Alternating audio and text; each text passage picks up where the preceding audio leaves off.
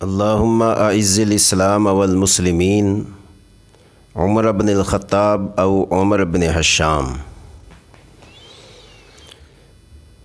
سامعین محترم، یہ ایک دعا بھی ہے، حدیث پاک بھی ہے کہ نبی اکرم صلی اللہ علیہ وسلم بار بار یہ دعا مانگتے تھے کہ اے رب العالمین، اسلام کی عزت کے لیے، اسلام کی ناموس کے لیے، اسلام کی اشاعت کے لیے، اسلام کے غلبے کے لیے، اسلام کی تقویت کے لیے، اسلام کو مضبوط کرنے کے لیے اور اسلام کو دنیا میں نافذ کرنے کے لیے اسلام کے لیے عمر بن خطاب عطا کر دے یا عمر بن حشام عطا کر دے، ان دو میں سے ایک کو ہدایت دے دے تاکہ اس کے آنے سے اسلام کو تقویت ملے، اسلام کو عزت ملے، اسلام کو شان و شوکت ملے، اسلام بلند و بالا ہو، اسلام آپ کی مرضی کے مطابق دنیا میں پھیل جائے۔ اللہ کے نبی صلی اللہ علیہ وسلم بار بار یہ دعا مانگتے تھے، ہر نماز کے بعد مانگتے تھے، صبح شام مانگتے تھے، حتیٰ کہ ایسی مقدس جگہ جہاں پر انسان طواف کرنے کے لیے جاتا ہے، رب سے ملاقات کے لیے جاتا ہے اور عمرہ اور حج کے لیے جاتا ہے، اس وقت بیت اللہ کو بھی وہ عزت نہیں تھی جو آج عزت ہے۔ اس وقت بیت اللہ بھی مشرکین مکہ کے قبضہ میں تھا، وہاں کسی کو نماز پڑھنے کی اجازت نہیں تھی، لیکن اللہ کے پیغمبر صلی اللہ علیہ وسلم مکہ کی گلیوں میں اور کعبۃ اللہ کے پاس آ کر بیت اللہ شریف کے سائے میں یہی دعا مانگتے تھے، اے اللہ عمر بن خطاب عطا کر دے یا عمر بن حشام عطا کر دے، حتیٰ کہ یہاں تک اللہ کے پیغمبر صلی اللہ علیہ وسلم نے کعبہ کی چوکھٹ کو پکڑ کر پروردگار کی بارگاہ میں یہ گویا کہ دعا کی کہ اے پروردگار، جو میں دعا کر رہا ہوں اسلام کی عزت کے لیے، ان دو میں سے ایک کو ہدایت دے دے۔ اگر ان دو میں سے ایک کو ہدایت مل جائے تو جو چند مسلمان ہیں ان کو بڑا حوصلہ مل جائے گا، ان کو بڑی تقویت مل جائے گی، ان کے حوصلے بلند ہو جائیں گے، اسلام کو طاقت مل جائے گی، اسلام کو قوت مل جائے گی۔ حضرت عمر بن خطاب رضی اللہ تعالی عنہ اس وقت مسلمان نہیں تھے، ان کا عالم کیا تھا؟ یہ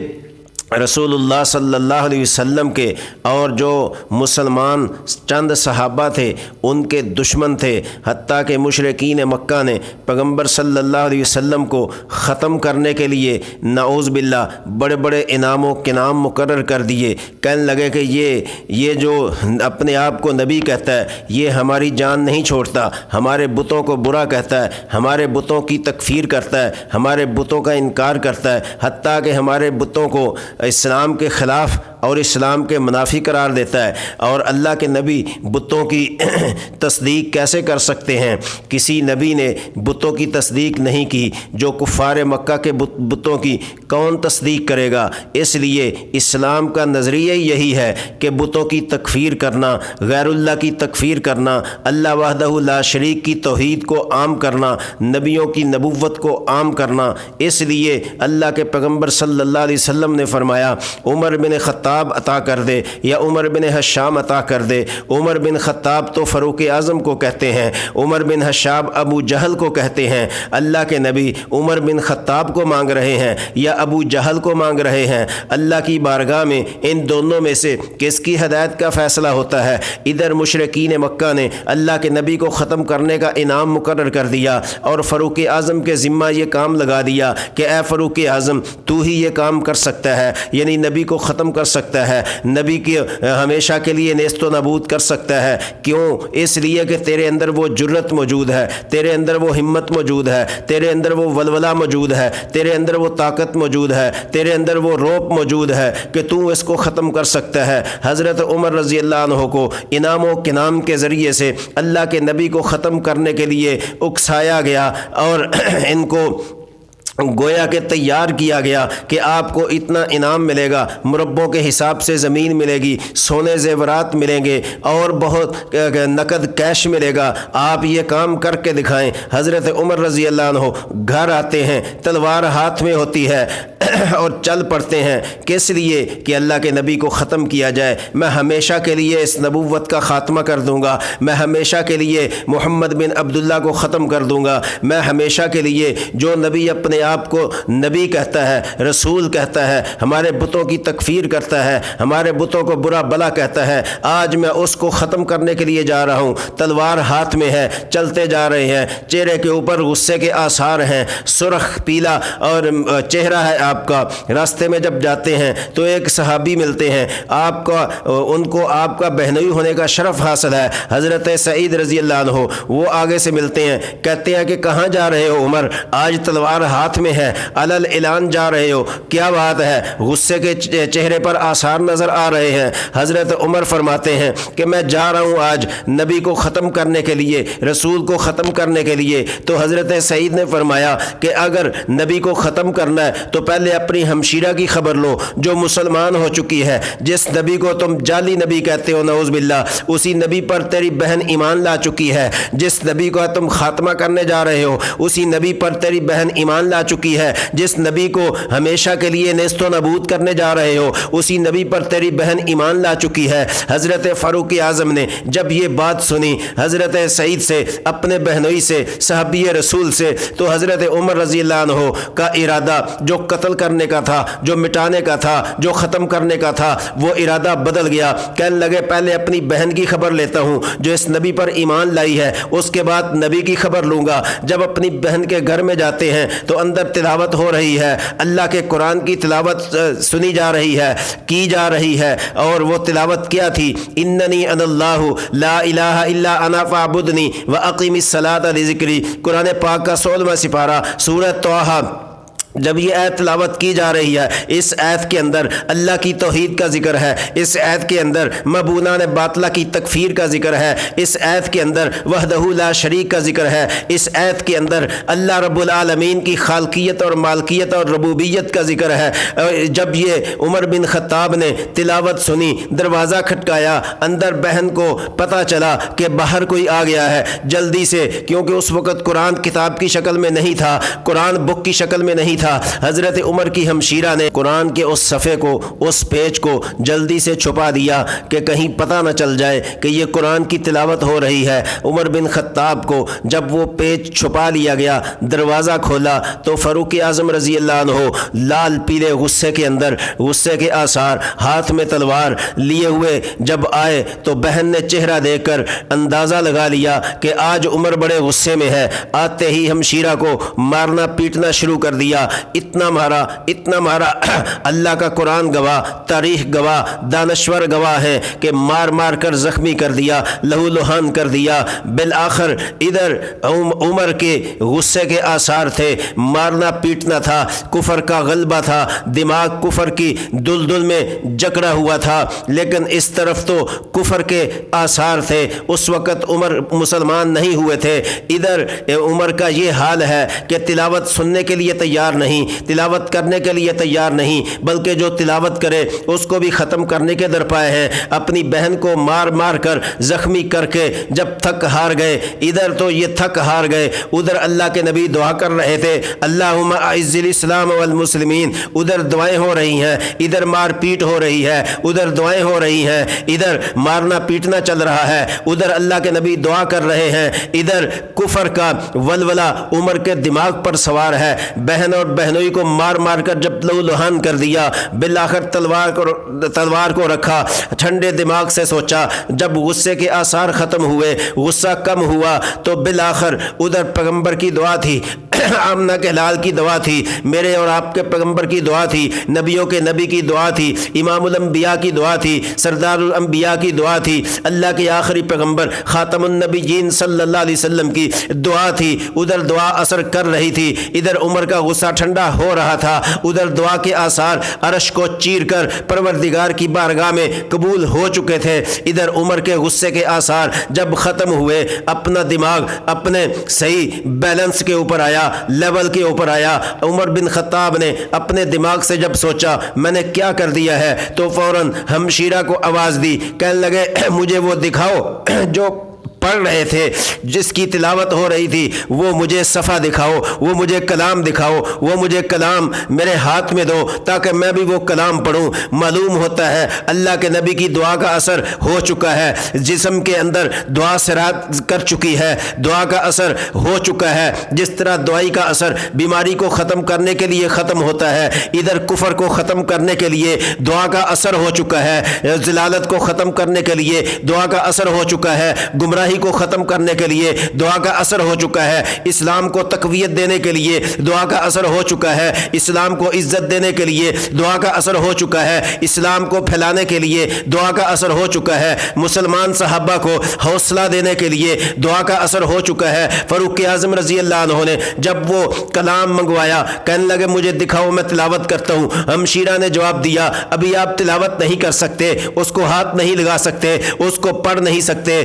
فرمایا کیوں نہیں پڑھ سکتا؟ میں بھی انسان ہوں، میرے بھی دو ہاتھ، دو پاؤں، دو آنکھیں ہیں، دو کان ہیں، میں کیوں نہیں پڑھ سکتا؟ اگر آپ پڑھ سکتے ہیں میں بھی پڑھ سکتا ہوں۔ میں اس واقعہ کو اپنے انداز میں بیان کرنا چاہتا ہوں۔ فاروق اعظم رضی اللہ تعالیٰ عنہ نے فرمایا مجھے وہ کلام دو، میرے اندر وہ گویا کہ ایک طلب اور تڑپ پیدا ہو چکی ہے تاکہ میں بھی وہ کلام پڑھوں۔ ہمشیرہ نے کہا اس حالت میں آپ نہیں پڑھ سکتے۔ تو حضرت فاروق اعظم نے فرمایا کیسے پڑھوں گا؟ فرمایا پہلے غسل کرو، نئے کپڑے پہنو، صاف ستھرے ہو، اس کے بعد یہ کلام آپ کو دیا جائے گا، اس کے بعد یہ کلام پڑھا جائے گا۔ حضرت عمر نے پہلے غسل کیا، کپڑے تبدیل کیے، آپ صاف ستھرے ہو گئے، ظاہری طور پر صاف ہو چکے تھے، ظاہری طور پر پاک ہو چکے تھے، لیکن اندر کی جو گمراہی ہے وہ کیسے نکلے گی؟ اندر کا جو جنگ و جدل ہے وہ کیسے نکلے گا؟ اندر جو کفر اور بتوں کی محبت ہے وہ کیسے نکلے گی؟ سامعین محترم، وہ کلمے سے نکلتی ہے، کسی اور چیز سے نہیں نکلتی۔ اگر کوئی مسلمان ہو بھی جائے لیکن بتوں کی محبت دل میں رکھتا ہے، اس کا ایمان کامل نہیں ہو سکتا۔ عمر بن خطاب نے جب صاف ستھرے ہو گئے تو کہنے لگے اب مجھے دو وہ کلام تاکہ میں پڑھوں۔ آپ نے فرمایا نہیں، ابھی بھی نہیں پڑھ سکتے ہو، پہلے کلمہ پڑھنا ہوگا، پہلے مسلمان بننا ہوگا، پہلے دل کو صاف کرنا ہوگا، ظاہری صفائی کے ساتھ اندرونی صفائی بھی کرنی ہوگی، ظاہری صفائی کے ساتھ روحانی صفائی بھی کرنی ہوگی، اور کلمہ پڑھ کر پھر تم اس کو ہاتھ لگا سکتے ہو۔ فرمایا جلدی کرو، جو کلمہ پڑھاتا ہے مجھے اس کے پاس لے جاؤ۔ حضرت عمر رضی اللہ عنہ کی دل کی دنیا بدل چکی تھی، سینے کی دنیا بدل چکی تھی، دماغ کی دنیا بدل چکی تھی۔ حضرت فاروق اعظم رضی اللہ عنہ نے جب یہ کہا مجھے اس کے پاس لے چلو جو کلمہ پڑھاتا ہے، ارے جو کلمہ پڑھاتا ہے اس کے لیے تو تلوار لے کر نکلے تھے، جو کلمہ پڑھاتا ہے اس کو ختم کرنے کے لیے نکلے تھے، جو کلمہ پڑھاتا ہے اس کو نیست و نابود کرنے کے لیے نکلے تھے، جو کلمہ پڑھاتا ہے اس کو دنیا سے مٹانے کے لیے نکلے تھے، جو کلمہ پڑھاتا ہے اس کی نبوت کا تو انکار کر رہے تھے، رسالت کا انکار کر رہے تھے۔ آج دل کی دنیا کیسے بدلی؟ اللہم اعز الاسلام والمسلمین، جو اللہ کے پیغمبر دعائیں کرتے تھے آج اس کا اثر ہو چکا، جو صبح شام مانگتے تھے آج قبولیت ہو چکی، جو بیت اللہ کی چوکھٹ میں آ کر مانگتے تھے آج اس کی قبولیت کا وقت ہے۔ حضرت فاروق اعظم رضی اللہ عنہ چلتے ہیں کلمہ پڑھنے کے لیے۔ اسلام لانے کا واقعہ بھی عجیب ہے، جب کلمہ پڑھنے کے لیے چل پڑے، ہاتھ میں تلوار ہے، آگے اللہ کے پیغمبر دار ارقم میں تشریف فرما ہے، صحابہ بیٹھے ہوئے ہیں۔ حضرت امیر حمزہ رضی اللہ تعالی عنہ کو جب پتا چلا کہ عمر تلوار لے کر نبی کے پاس آ رہا ہے تو حضرت امیر حمزہ کی جو جرت تھی، جو ہمت تھی، وہ گویا کہ حرکت میں آئی۔ فرمایا اے اللہ کے رسول، میں عمر کو آپ کے قدموں میں نہیں آنے دوں گا جب تک اس کے ہاتھ میں تلوار ہے، خدا نہ خواستہ آپ کو نقصان نہ پہنچا دے۔ اللہ کے پیغمبر نے فرمایا نہ، آج عمر کو کچھ نہ کہو، آج عمر کے دل کی دنیا بدل چکی ہے، آج عمر کے دماغ کی دنیا بدل چکی ہے۔ بلکہ اگر کسی شاعر کی زبان میں یہ کہوں تو بجا ہوگا کہ وہ آیا ہے تو آنے دو، بچھا دو پل کے اس کی راہوں پر بچھا دو پلکیں اس کی راہوں پر۔ اللہ تبارک و تعالی نے فرمایا کہ آج عمر بدل چکا ہے، عمر کے دل کی دنیا بدل چکی ہے۔ جب عمر بن خطاب رضی اللہ تعالیٰ عنہ تشریف لا رہے تھے، صحابہ کے اندر ایک ولولہ پیدا ہو گیا، کہنے لگے کہ عمر کہیں نقصان پہنچانے کے لیے نہ آئے۔ اللہ کے نبی نے فرمایا نہ، آج عمر کو کچھ نہ کہو، عمر اس سوچ سے نہیں آ رہا جو کفر کی سوچ ہے، آج عمر اسلام کی سوچ سے آ رہا ہے، اسلام قبول کرنے کے لیے آ رہا ہے، اسلام کی بلندی کے لیے آ رہا ہے۔ بہرکیف اللہ کے پیغمبر صلی اللہ علیہ وسلم کی بارگاہ میں عمر بن خطاب رضی اللہ تعالیٰ عنہ تشریف لائے تو سامعین، یہ وہ عمر ہے جس کے آنے سے اسلام اور مسلمانوں کے حالات یکسر بدل گئے۔ کیوں کہ عمر کے آنے سے پہلے تک نماز دار ارقم میں پڑھی جاتی تھی، تو حضرت عمر رضی اللہ عنہ جب تشریف لائے، کلمہ پڑھا، اسلام قبول کیا، تو اللہ کے نبی کی بارگاہ میں بیٹھے ہیں، نماز کا ٹائم ہو گیا، تو پیغمبر صلی اللہ علیہ وسلم نے فرمایا نماز پڑھیں، جس نے وضو کرنا ہے وہ وضو کرے۔ تو عمر بن خطاب رضی اللہ عنہ نے فرمایا کہ یا رسول اللہ نماز کہاں پڑھیں گے؟ فرمایا اسی جگہ نماز پڑھیں گے، اسی کمرے میں پڑھیں گے، اسی دار ارقم میں پڑھیں گے۔ تو عمر بن خطاب رضی اللہ تعالی عنہ نے فرمایا کہ اے اللہ کے رسول، میرے آنے سے پہلے بھی نماز یہاں تھی، میرے آنے کے بعد بھی نماز یہاں، تو پھر میرے آنے کا کیا فائدہ؟ کیا عمر بن خطاب کی جرأت اور ولولہ تھا کہ عمر کا جو یہ چہرہ ہے، یعنی عمر کی جو پیشانی ہے، وہ بیت اللہ کے سوا اور بیت اللہ کی جگہ کے سوا اور کسی کے سامنے نہیں جھک سکتی۔ اگر نماز پڑھنی ہے تو بیت اللہ میں پڑھیں گے، یہاں نماز نہیں پڑھیں گے۔ اسلام لانے کے بعد حضرت عمر رضی اللہ تعالیٰ عنہ کے کلمہ پڑھنے کے بعد سب سے پہلی نماز بیت اللہ میں ادا کی گئی ہے، اس لیے کہ عمر بن خطاب رضی اللہ تعالیٰ عنہ کی غیرت نے یہ گوارا نہیں کیا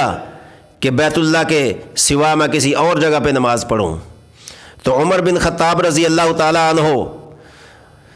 اسلام لانے کے بعد وہی جذبہ جوش جو کفر میں تھا، آج وہ اسلام میں آ چکا ہے۔ تو سامعین، میں یہ بات کہنا چاہتا ہوں کہ جتنے بھی صحابہ آئے، سب کا اسلام میں آنا آفرین ہے، ان کو خراج عقیدت اور خراج تحسین ہے، ان کا آنا اسلام کے لیے اور ان کے لیے دنیا آخرت کی کامیابی کی ضمانت ہے۔ لیکن ایک بات ضرور سمجھنا، سارے صحابہ آئے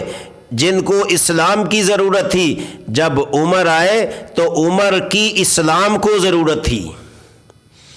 سب کو اسلام کی ضرورت تھی اور اسلام کو عمر کی ضرورت ہے۔ آج اللہ کے پیغمبر صلی اللہ علیہ وسلم نے جو دعائیں مانگی ہیں عمر کے حق میں، وہ حدیث کی کتابوں میں چمکتے ہوئے سونے کی طرح موجود ہیں کہ سارے صحابہ نے آ کر کلمہ پڑھا، عمر بن خطاب کو اللہ کے نبی نے مانگ کر کلمہ پڑھایا، سارے صحابہ خود آئے، عمر کو لایا گیا، سارے صحابہ اللہ کے نبی کے گویا کے مہمان ہیں، لیکن عمر بن خطاب رضی اللہ عنہ اللہ کے نبی کی مراد ہیں۔